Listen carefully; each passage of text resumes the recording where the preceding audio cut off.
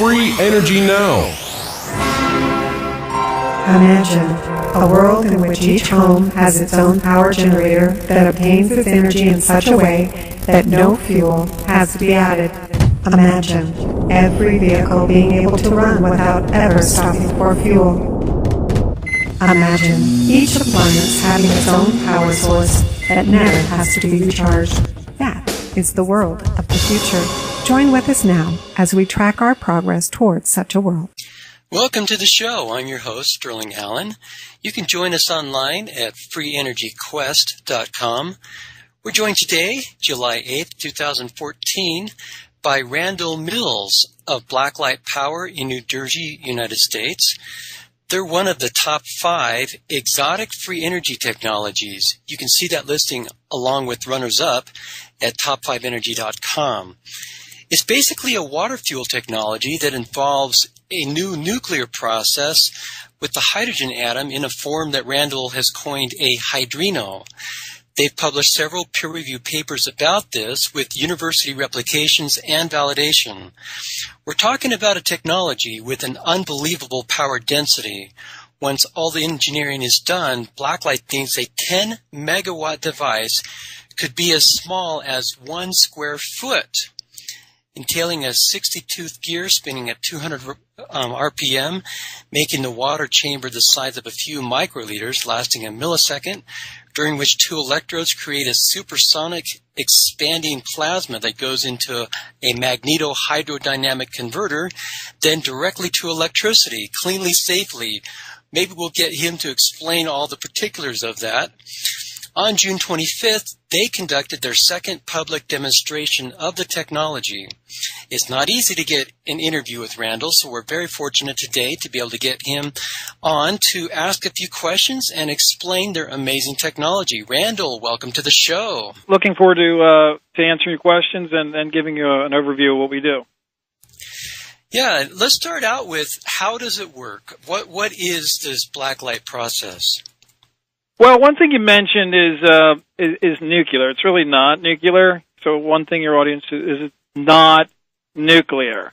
It's a chemical reaction, and if you want to think the hydrogen atom as in terms of relative perspective, consider the Empire State Building or consider a high rise 100 stories high. The electron would be at the top of the high rise. The proton, the positively charged particle that bounces the negative electron and holds it in an orbit, would be at street level and be about the size of a dime. And what we're talking about is moving the electron from the 100th floor to the 25th floor. So the negative electron moves closer to the positive proton. That can't occur spontaneously because the hydrogen atom is stable to radiation. Stable to radiation because the electron is a current, and that current's moving in space and time such that it can't emit light, in other words, technically electromagnetic waves. But it can couple to an energy acceptor, transfer energy through a different type of mechanism, a dipole, what they call dipole-dipole interaction. That'd be the same as if you're pushing one magnet with another magnet, or through space energy transfer.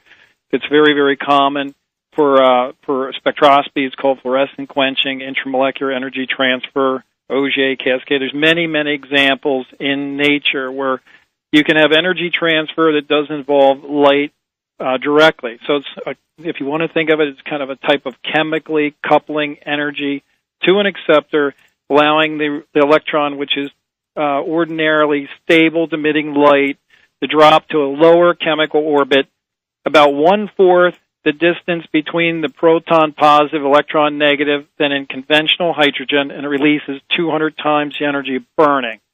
So it's not a nuclear process, it's a new chemical energy state of hydrogen. Okay, fair enough. And do you think that there would be some people in the nuclear industry who would argue with you and say that's nuclear? Nobody. Okay. Absolutely nobody. It's a proton, and it has a bound electron, and the electron forms a tighter electronic orbital. All chemical reactions involve the same process, whether it's typically burning, or in our case, forming what we call hydrino, form of hydrogen. The electrons are closer to the binding centers in all chemical reactions that release energy or have what they call a spontaneous chemical reaction. The energy is lowered in the system. That means the electrons are closer to the binding centers. That's where the energy comes from. Now, I remember you talking previously about how ubiquitous these neutrinos are in the universe. Do you want to address that for a minute? Yes. In terms of, first where we're going with this is we release 200 times the energy of burning hydrogen. We make a new, more stable form of hydrogen atom. Two of those species react. They form a more stable molecular form of hydrogen. And we've analyzed that by 11 analytical techniques in our laboratory using state-of-the-art spectroscopy. We have leading labs around the world, have done it off-site at multiple labs, multiple instruments, and have confirmation that we're making a form of hydrogen with the electron that's 1/4 the distance from the positive binding center to the negative electron in both atomic and molecular form. And that is a extraordinarily stable composition of matter.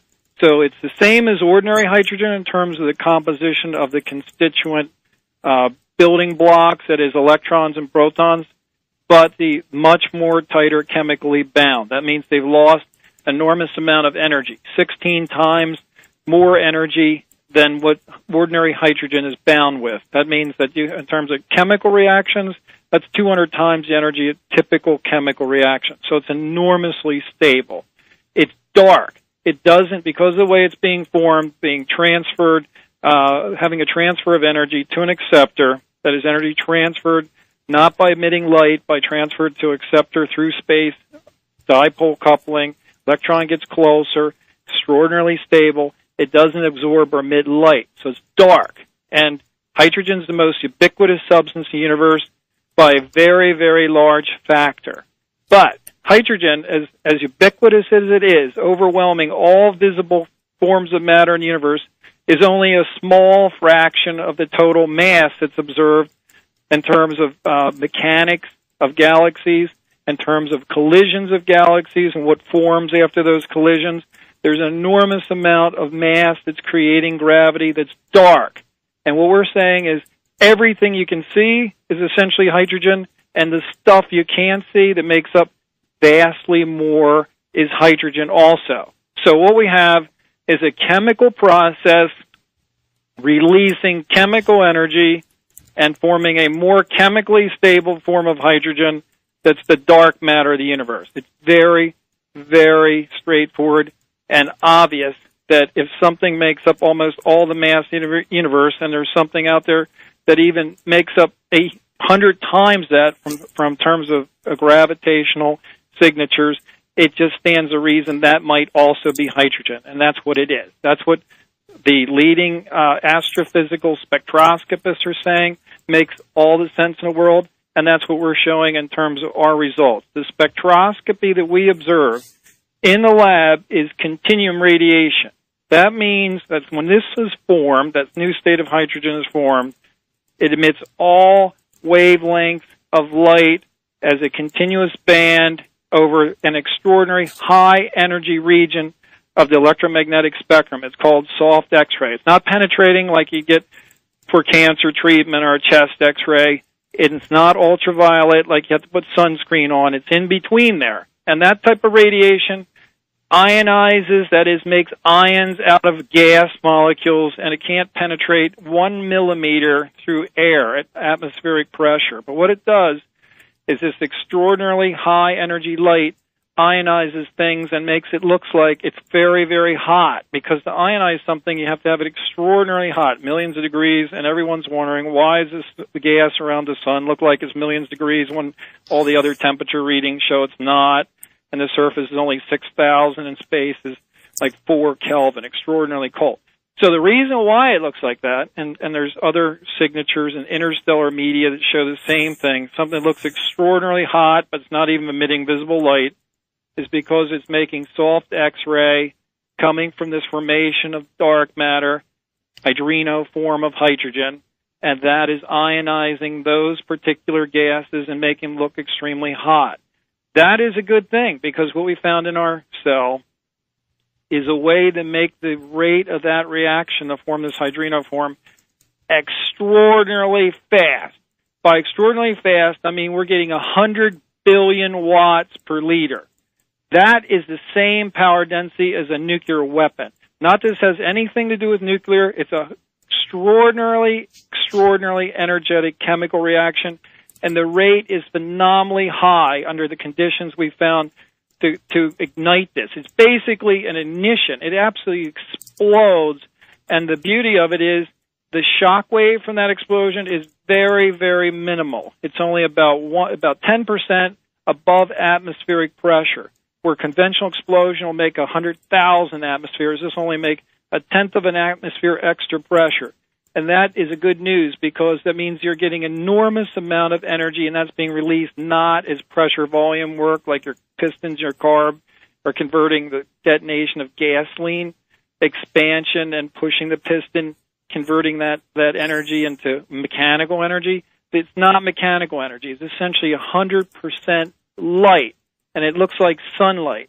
You can see it on our video on our webpage. It makes a flash of white light at extraordinarily high power density, 1 million times that internal combustion engine, and we're converting that into electricity using solar cells, which is just a phenomenal technology. So we have a way of taking the hydrogen and water, converting it into this dark matter form at 1 million times higher power density than internal combustion engine, and converting that into electricity using solar cells, and we have it in our lab working now. It's not a hypothetical thing. It's working now. And it's very, very easy to verify the power densities, the optical power, the spectrum. Just by inspection, you can tell it's white light. It's not an explosion like high explosives, black smoke, and red light, which is very low energy. This is extremely high energy light that can be converted into electricity, and we're doing it with photocells,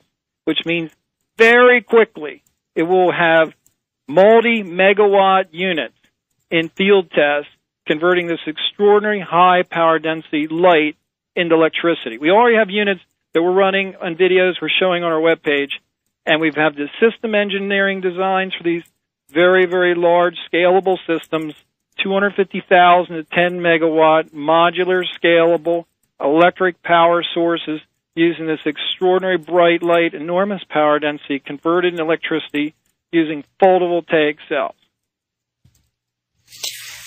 From a scarcity mentality point of view, thinking about taking the hydrogen atoms, which are ubiquitous on the planet, converting them to hydrinos, which is a lower state, which is also ubiquitous in the universe, could we think of the hydrogen as something, hey, what happens if we've got all this usable hydrogen for other things, water and et cetera, all the uses of hydrogen in making the chemicals, and, a lot of our body is made up of compounds that have hydrogen as part of them.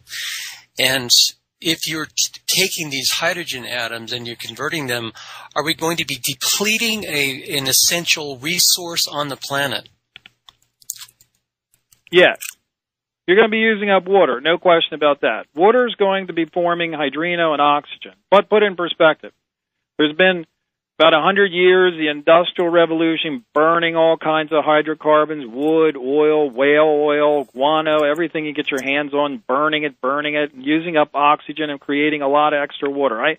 The one engineer do a calculation.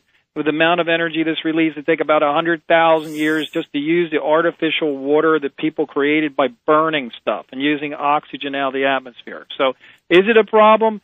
Absolutely not. You're going to use like a couple inches by the time, the next millennium comes around. It's just, not even that. It'd be billion years before you even amount to touching the amount of water. You shouldn't even call this Earth. You should call it water. There's so much water on this planet that the sun will come into a red dwarf or a giant and consume the Earth before anybody would even have to even notice it.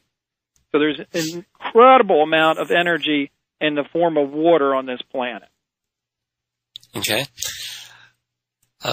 Next question, and that was fascinating, and people are going to need to listen to that several times to get all that. I'm going to try and transcribe that for you. What happened on June 25th? What was that demonstration about? Yeah, well, June 25th It's on our webpage, www.blacklightpower.com. And pretty much what we're doing is we're following up from the January 28th demonstration. We're announcing and you mentioned magnetohydrodynamic. I'll put that in perspective. So in the January demonstration, we were saying the following, that we had worked about 20 years solving everything from subatomic particle masses to predicting the acceleration and expansion of the cosmos before it was observed, solving molecules and analytical expression, showing that classical physical laws can solve everything from particle masses to cosmology, 85 order of magnitude and scale, and analytical closed form expressions. Absolutely perfectly accurate to the limit of measurement, fundamental constants only. Quantum mechanics says that's impossible. Quantum mechanics, that's not true. You can solve these analytically. You can solve atomic problems. You can solve spooky action, quark masses. You can solve the structure of the proton. You can solve the structure of enormously complicated molecules analytically, and they match perfectly.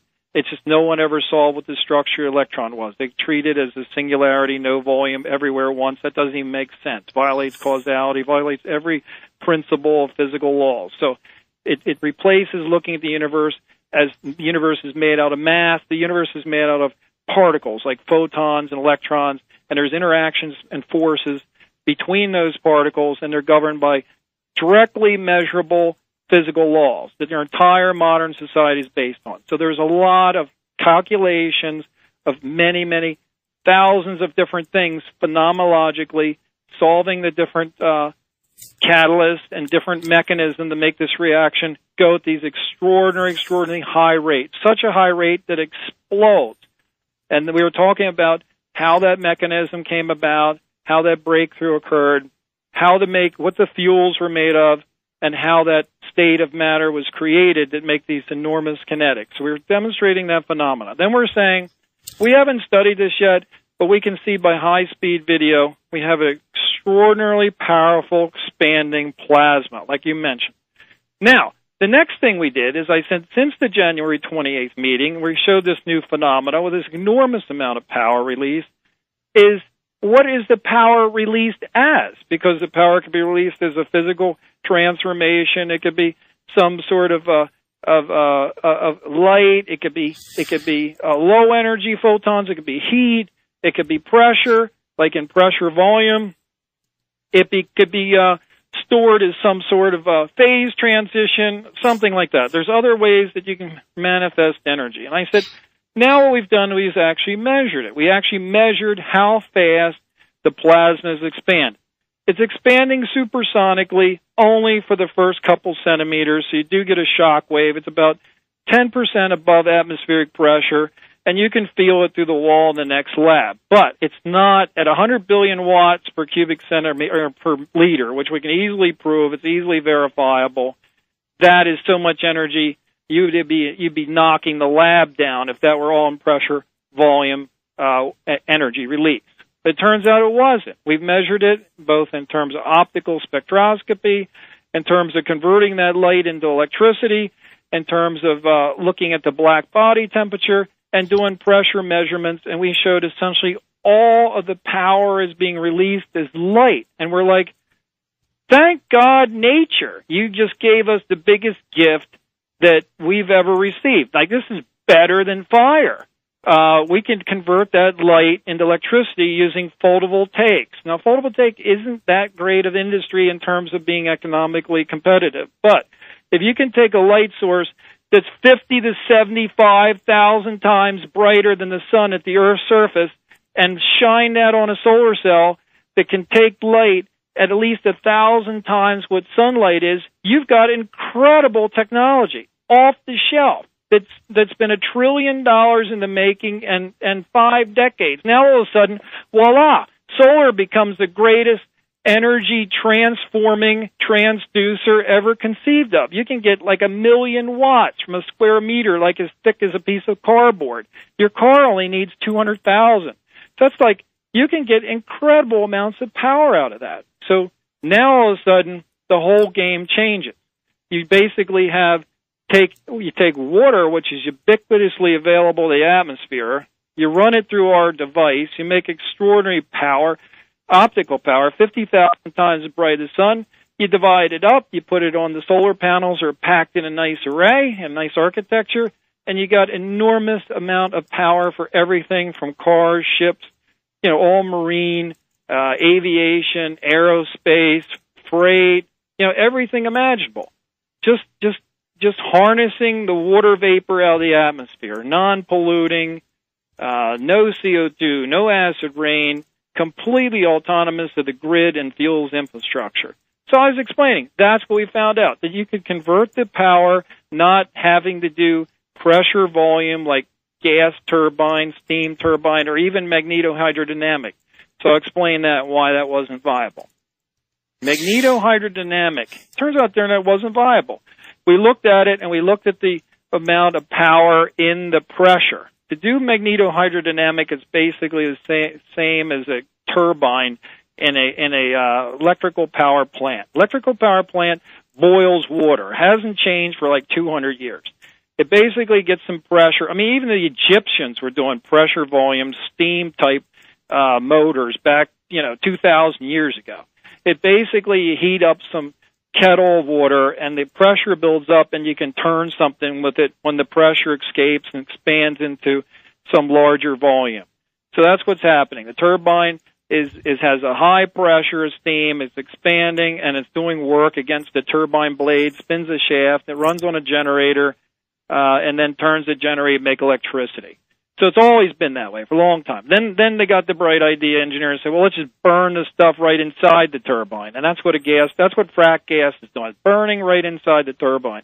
And they got to be incredible material scientists and engineers to make that thing survive under those incredible conditions. But that's what they do. So this is the same principle. It's become a lot more simple. We're coming to the bottom of the... Yeah, I'll come back to it later. Hour. So, yeah, we'll pick up on where you're going next after we come back from break. Okay, very good.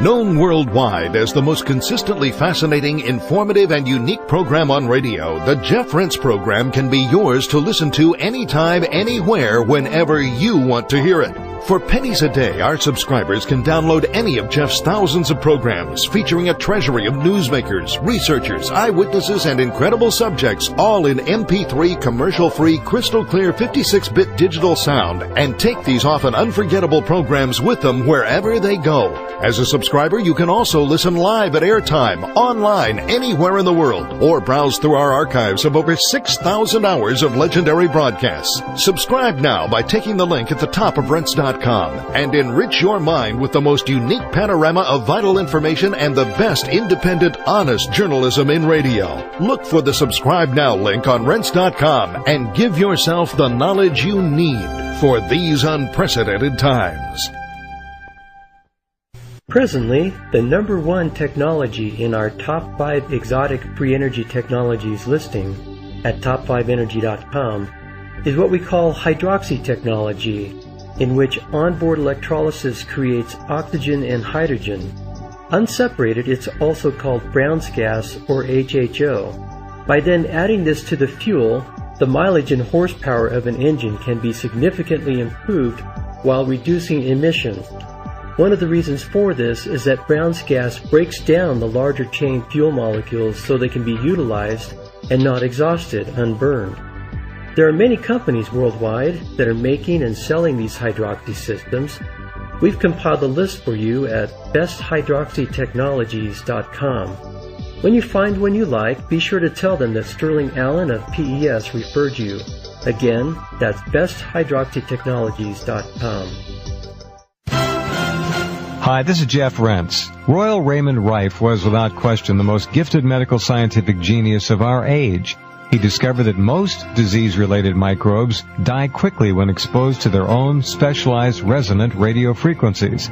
The BCX411 Rife-type frequency instrument has received the highest praise on several continents for its precision, simplicity of operation, and successful research experiment. The BCX, with its comprehensive manual, allows you to select the frequencies you wish to experiment with for the length of time you want to run them. The BCX handheld plasma ray tubes and RF radio carrier wave, like Rife use, are the absolute state-of-the-art in Rife frequency research. For full information and pictures, take the New Earth link at the top of Rense.com. Settle for nothing but the best in Rife research with the BCX 411. Again, just take the New Earth link at the top left corner of Rense.com.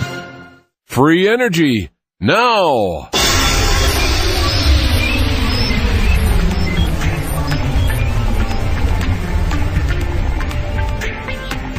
Welcome back to the show. We are talking with the one and only Randell Mills of Blacklight Power.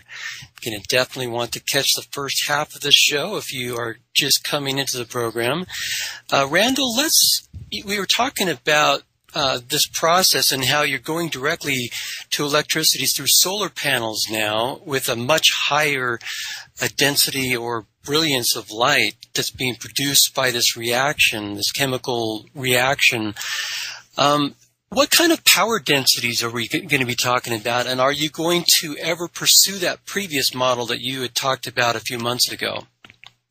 Yeah, we're talking a little bit about pressure volume work in the expanding plasma, and I was explaining on the January 28th the difference between 28th demo and the June 25th demo. And fundamentally, we're talking about different turbines and that technology and how that exploits how you have a high pressure medium, and then it does expansion and does work in the process. Magnetohydrodynamic is the same thing. It basically has an expanding plasma, has pressure, and as the pressure drops to a volume, as it expands through magnets, it creates electricity.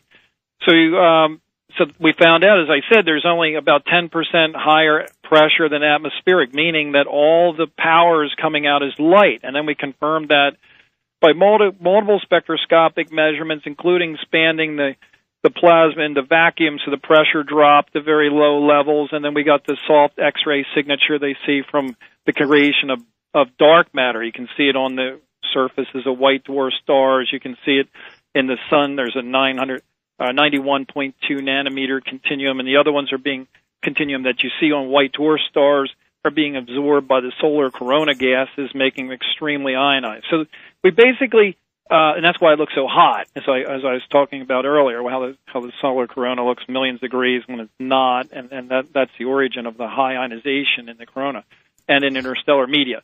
But the bottom line is we found that that it was light was the form of the power release, and we can convert that and have converted that into electricity using photovoltaic cells. So what that translates into in terms of a technology is, again, like you said, there can be extraordinarily high power densities, 100 billion watts. And I know that sounds so off the wall you can't even fathom it, but it really is 1 million times higher power density than internal combustion is. You can see it on our video. You can translate it into numbers very, very easily. We're getting about 500 to 1,000 joules in about half a millisecond, which is 1.4 million watts, taking the average 700 joules. That's occurring at about 10 millionths of a liter. So that gives you 140 billion watts per liter when this thing blasts off. And you can see the ignition, high-speed video that they film explosives with high-speed camera. We have the same footage on our webpage showing that. The difference is you don't see building smoke and red. You see flash of white, blue light, which it tells you immediately it's the same temperature as the sun. It's emitting high-energy, visible light. You can convert to electricity. The intensity is 50 to 75,000 times that of sunlight.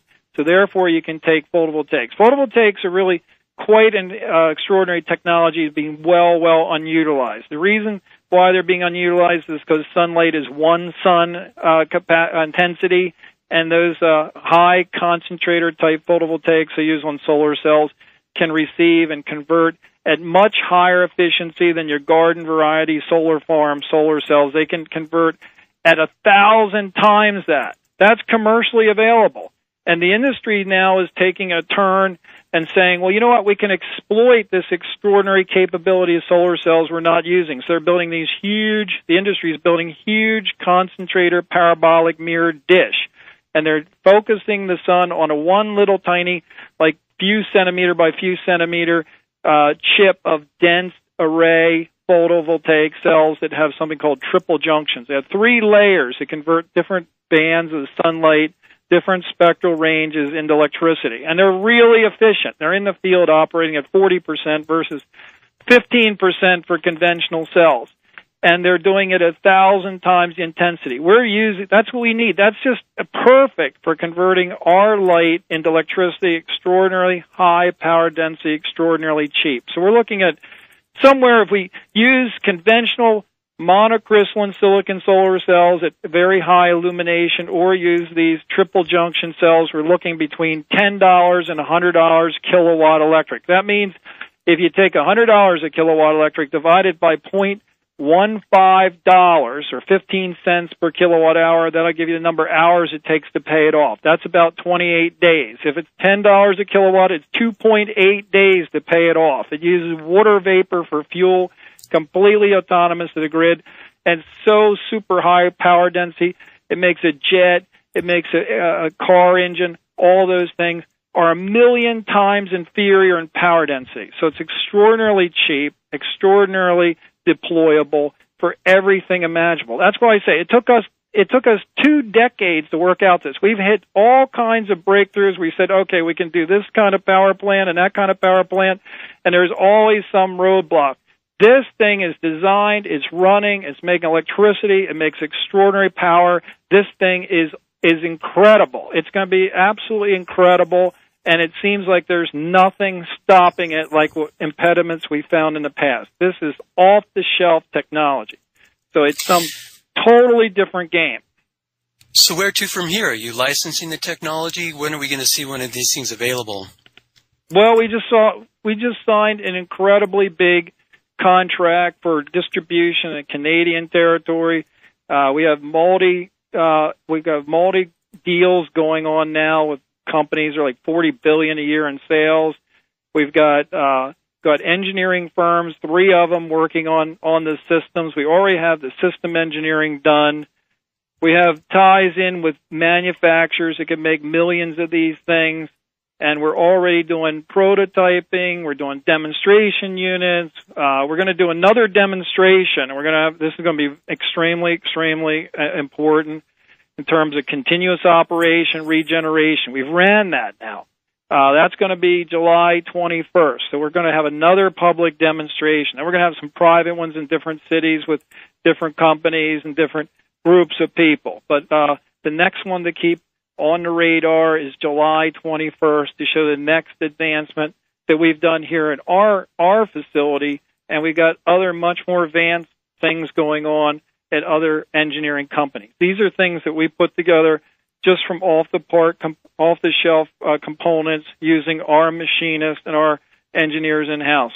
But it shows how fast it's progressing, shows how straightforward this is to engineer. The engineering firms are saying this thing is meant to be. All the different engineering problems in terms of light angle, in terms of its emission out of the electrodes, in terms of heat dissipation and transfer and material handling, and all the different things are going on with it. There's just incredibly great solutions using existing technology. So, and the way they ignite it, and the way they take the power and control it off the photovoltaic, and the characteristics of the photovoltaic, everything seems to just work so elegantly in these designs. So we're extraordinary optimistic this thing is going to blow out very quickly. This isn't some thing that's going to take us decades or even years, like we've been looking at before, where no one showed up to help us. This is something that we can use off-the-shelf, component manufacturers, assemblers, and go right to distribution companies. So right now we're doing deals with distributors to supply power under a lease agreement where we give them the equipment, they deploy it under a lease agreement, grants power purchase agreement rights where they sell power purchase agreements to end users, and then we split the revenue, and we warranty the equipment, we provide it. They want to convert it, the AC. We're not encouraging when we come back. Get one more break. Okay. Free energy now. Welcome back to the show. As we get going in this last segment. Now, before we went to break, we were asking the question about how long is it going to take to get this thing rolled out so it's available to the public. And you were talking about how it's going to be very easy, that these recent developments and, I guess, aha moments have made you realize that this is something that is basically all ready to go. How soon are we going to see this in the market? Well, the thing of what I've always done historically is I've always said, if we had the resources, if people showed up and they really helped us. I mean, how many power tech, like Becquerel went back when it was 1836, discovered the photovoltaic. How long did that take and how many? Took $1 trillion in 5 decades. And finally, it's just barely starting to get commercially competitive without subsidies. I mean, we turned that around because we make photovoltaic cells work at extraordinarily high power, so that will be extremely valuable technology. But that didn't happen back 50 years ago when the thing was worked out in Bell Labs and shown that you could do something with it, let alone back in the 1800s when it was discovered. So people are saying, where's your power plant, and you're going to have this or that and whatever. And the thing of it is, it takes like a central gen power plant. Let's put it in perspective. That's like 10 acres. It's like $1 billion. It's extraordinarily huge work of art, of engineering, and extraordinary expenditure resources. So we cannot do it with a few people, with a small lab. Well, we got 60,000 square feet. But on a relative basis, it's nothing compared to an effort like that. So we kept toiling away at it. We did electrochemicals. Okay, we can circumvent the big turbine-type scenario and just go direct electrochemical. Power density was too low. Now we're 1 billion times higher power, 1 trillion times higher power density than we were with the electrochemical devices, making electricity with stuff that's off the shelf. That is a huge development because that turns the whole thing into a different paradigm. It's not, well, we got to go through some huge turbine manufacturer like GE or Alstom or Siemens or somebody, the only game in town. This is like we can deploy this directly to consumers through power purchase agreements through distributors. We expect we're going to have thousands of distributors all over the world. We're going to have OEMs banging this stuff out. We're going to lease the equipment to them, provide it for free, and have them deploy it and sell power under power purchase agreements. It's going to be incredibly cheap electric, huge cash flows, and enormous economic boom based on this technology. So that's the scenario. We don't see any impediments. The engineering firms don't see any impediments. There may be, but we're going to solve it if it's absolutely, unless it's impossible, which I can't even believe at this juncture.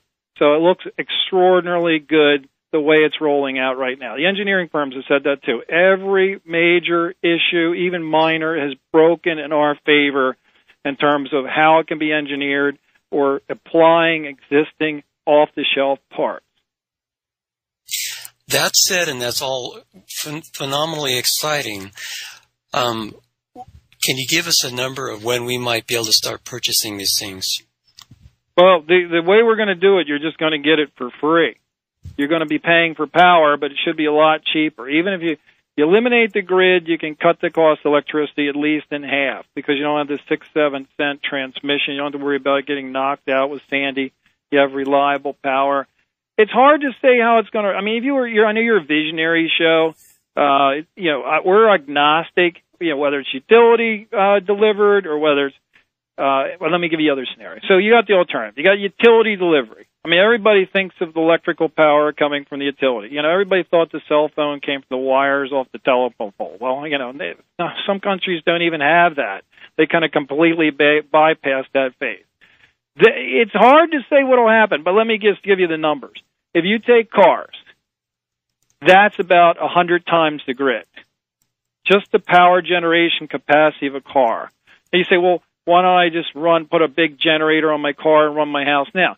Because you got to pay $3 to $4 a gallon for gasoline, and the thing only lasts a few thousand hours. That's why. But if you had something that had a 25-year warranty, no moving parts, photovoltaic cell on it, whether it's running or not, and you could just pull power off your car and pull water vapor out of the atmosphere, then you would get essentially whatever the amortized cost of the electricity generated by that equipment would be, which would be incredibly cheap. So people are just going to say, I'm not going to pay a power bill. I'm just going to plug it in my car, or I'm going to plug it in my boat or my motorcycle or whatever. And then you say, well, what if I don't have my car? Well, there's always going to be cars. There'll be mini grid. There'll be exchanges. There's going to be all kinds of things I foresee popping up. You know, we got the same with trucks, marine, everything, factories. I mean, there's probably going to be some kind of exchange where there's basically generators. You know, you just call them a pool of generators, and they're going to be available under some sort of exchange. We're going to have it so you lease it. It doesn't matter if it's a ship or whether it's a plane or whether it's a mobile power source, call it a car, whatever it is. It's just a generation source. So we're making a block. We just call it a block. It's 250,000 watts to 10 million watts. And basically, that can go into anything. It's going to be extremely, extremely compact because it's going to use this extraordinary high power density light source and then very compact photovoltaic cells, which I was saying, 500,000 watts to 1 million watts from something a square meter and as thin as cardboard. That can't, internal combustion engine can't even begin to compete with that. So then you say, okay, where are you going to get fuel? You can get it out of the atmosphere. It's 3 to 5% water vapor. So then you say, well, how far can you go? You can go 3,000 miles on a liter of water. That's how much energy from ordinary H in water, this hydrino form. So you have a 250,000 10 megawatt scalable block. You want bigger power, you put more PV cells in it. So we just load it up with more PV cells and put out more power. 10 megawatts is enough for the Eurostar bullet train. It's big enough for a super tanker. Of course, they'll go extinct, and you'll just say, well, it's big enough for a huge cargo ship. Then you say, well, how about a plane? You put 10 of them, you can take off on a 787. You want 10 because if one goes out, you still got 90% of your power. It's all electric. Everything's all set up for electric. Airbus is already going with electric plane. You can go on the internet. It's called E-plane. It's really elegant. It's running off lithium-ion batteries, which are really, really pathetic power source. This will be 10 million times that in power density, at least. And you don't have to charge it. You can pull water vapor out of the atmosphere. It's an energy source. It's not a storage. And then you got electric trains, electric trucks. You got electric buses. Boats are electric now. Of course, aircraft carriers have been nuclear electric, and now even though the other ships are going electric with gas turbines on the deck and electric motors from turbines. So so everything, cars are electric, and they'd be incredible electric if it weren't for the lithium-ion battery being limiting. So everything's going to go electric. And I was saying we're going to provide DC power. If the licensee wants to go AC, they pay for the inverter and conditioning, and they can use AC. We see everything eventually going DC. The converter costs more. The inverter to go from DC to AC costs more than the power source. And DC is better. Everything's running off DC. Everything's DC electronically commutated motors in the Volt, the Leaf, the Prius. Only the Tesla is AC, and I still haven't figured out why. But anyhow, everything else is DC. Everything can be run DC, and the appliances in your house, your refrigerator, your motors, your washer, dryer, air conditioner, DC, lighting, DC, your computer, your TV. So we're going to buy DC power under power purchase agreements through licensees that lease equipment from us. They get it from us for free, and we'll have the manufacturers warranty it. And like I say, even the PV component, off the shelf, 25-year warranty. So this should be really durable stuff. If it breaks down, you can work out a deal with your distributor, 1 hour replacement, or have a redundant system. If you're talking that low cost divided by 15 cents a kilowatt hour, it doesn't take very long to pay it off. But, you're not paying any fuel, you're not paying transmission, and there's going to be these things everywhere. So there's going to be power everywhere you look. So it's not going to take a month for a utility to come out and fix the grid like after Sandy. It could be repaired immediately. Really quick, we just got about 4 minutes left. I want to throw out a few questions, see how many of you can get to. Scaling down, how small could this get for portable devices? You say no moving parts, but from the video I saw, there's like a little jiggling that goes on. Yeah, that's because you're... And then extracting water from air, you're talking about that. That's not an easy process. How's that going to work? All right, let me explain one at a time. First of all, the moving part is the electrodes. They spin. Right. I was saying the photovoltaic is not like internal combustion engine or turbine where you have something that's a mechanical electrical conversion system. PV is passive. It's got a 25-year warranty. It gets light and converts into electricity by solid-state physics.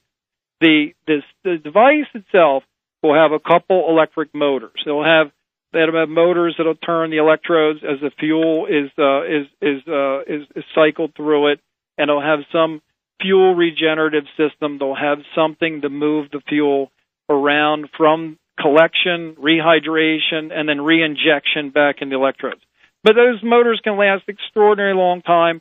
They're replaceable. I mean, the parts in all the balance of plant in terms of cost is minuscule compared to the photovoltaic part, and it has no moving parts, and it's got a very, very long warranty. So, in terms of mechanical systems, it's extraordinarily simple compared to internal combustion engine, steam power plant. Have you ever been in a steam power plant?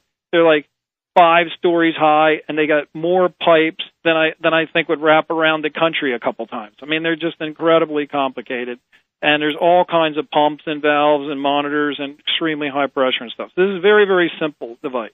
Getting water out of the air, just take your salt, stick it out in the afternoon day, and you'll find it just sucks it out of the atmosphere. It is incredibly easy to get water out of the atmosphere with hydroscopic materials, and we do that. Our fuel will just contact the atmosphere and absorb it right out of the atmosphere. They call them desiccants, hydroscopic materials. Sugar will do it. Certain powders will do it. Magnesium chloride desiccants will do it. Even your table salt, you leave it out, it absorbs water, it gets all clumpy. It absorbs it, but then how do you access that? That's what the fuel is. It's a hydrate. It literally is a chemical compound of water bound to it in a conductive metal matrix. Scale down. Can it scale down?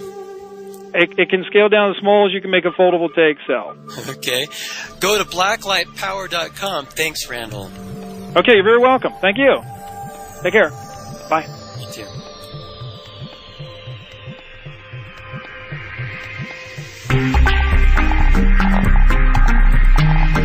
You've been listening to Free Energy Now, brought to you by PES, Pure Energy Systems.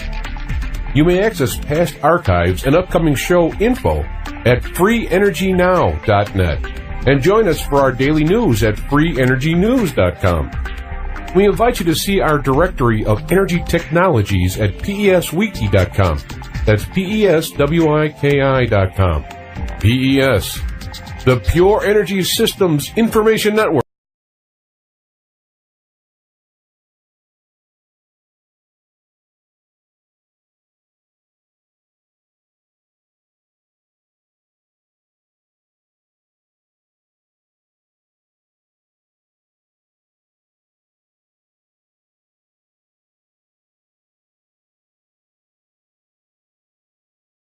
Spinning at 200 RPM, making the water chamber the size of a few microliters, lasting a millisecond, during which 2 electrodes create a supersonic expanding plasma that goes into a magneto-hydrodynamic converter, then directly to electricity, cleanly, safely. Maybe we'll get him to explain all the particulars of that. On June 25th, they conducted their second public demonstration of the technology. It's not easy to get an interview with Randell, so we're very fortunate today to be able to get him on to ask a few questions and explain their amazing technology. Randell, welcome to the show. Looking forward to answering your questions and giving you an overview of what we do. Yeah, let's start out with how does it work? What is this blacklight process? Well, one thing you mentioned is nuclear. It's really not nuclear. So one thing your audience is it's not nuclear. It's a chemical reaction, and if you want to think the hydrogen atom is in terms of relative perspective, consider the Empire State Building or consider a high rise 100 stories high. The electron would be at the top of the high rise. The proton, the positively charged particle that bounces the negative electron and holds it in an orbit, would be at street level and be about the size of a dime. And what we're talking about is moving the electron from the 100th floor to the 25th floor. So the negative electron moves closer to the positive proton. That can't occur spontaneously because the hydrogen atom is stable to radiation. Stable to radiation because the electron is a current, and that current's moving in space and time such that it can't emit light, in other words, technically electromagnetic waves, but it can couple to an energy acceptor, transfer energy through a different type of mechanism, a dipole, what they call dipole-dipole interaction. That'd be the same as if you're pushing one magnet with another magnet, or through space energy transfer. It's very, very common for spectroscopy. Is the world of the future. Join with us now as we track our progress towards such a world. Welcome to the show. I'm your host, Sterling Allen. You can join us online at freeenergyquest.com. We're joined today, July 8th, 2014, by Randell Mills of Blacklight Power in New Jersey, United States. They're one of the top 5 exotic free energy technologies. You can see that listing along with runners-up at top5energy.com. It's basically a water fuel technology that involves a new nuclear process with the hydrogen atom in a form that Randell has coined a hydrino. They've published several peer-reviewed papers about this with university replications and validation. We're talking about a technology with an unbelievable power density. Once all the engineering is done, Blacklight thinks a 10 megawatt device could be as small as 1 square foot, entailing a 60-tooth gear.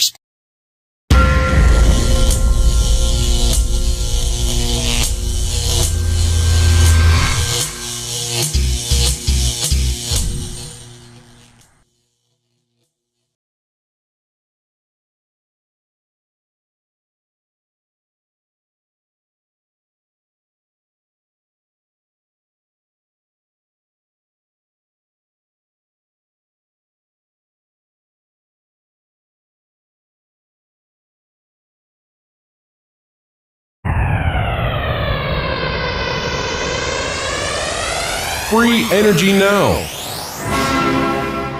Imagine a world in which each home has its own power generator that obtains its energy in such a way that no fuel has to be added. Imagine every vehicle being able to run without ever stopping for fuel. Imagine each appliance having its own power source that never has to be recharged. It's called fluorescent quenching, intramolecular energy transfer, Auger, cascade. There's many, many examples in nature where you can have energy transfer that does involve light directly. So if you want to think of it, it's kind of a type of chemically coupling energy to an acceptor, allowing the electron, which is ordinarily stable to emitting light, to drop to a lower chemical orbit, about 1/4 the distance between the proton positive, electron negative than in conventional hydrogen, and it releases 200 times the energy of burning. So it's not a nuclear process, it's a new chemical energy state of hydrogen. Okay.